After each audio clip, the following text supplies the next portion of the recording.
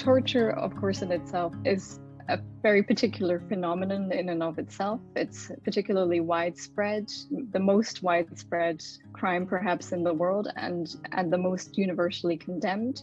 And yet, despite being so universally condemned, it's still systematically practiced in at least half of the countries around the world.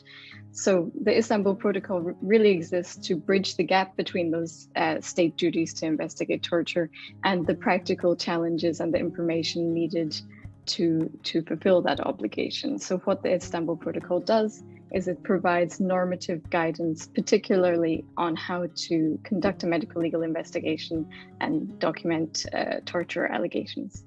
So the Istanbul Protocol in full is called the UN Manual on the Effective Investigation and Documentation of Torture and Other Cruel, Inhuman, or Degrading Treatment or Punishment.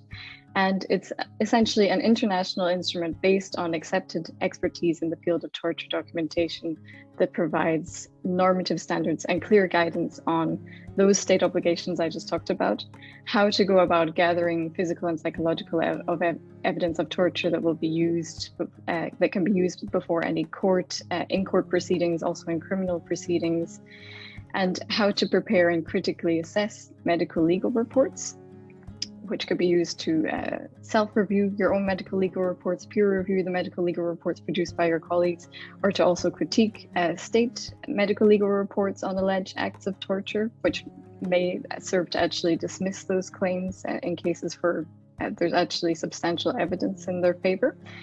And also it talks specifically, as my colleagues will discuss in more detail, about the medical and psychological effects of torture. So how to conduct an evaluation and the specific signs and symptoms to look for as evidence of the use of certain techniques.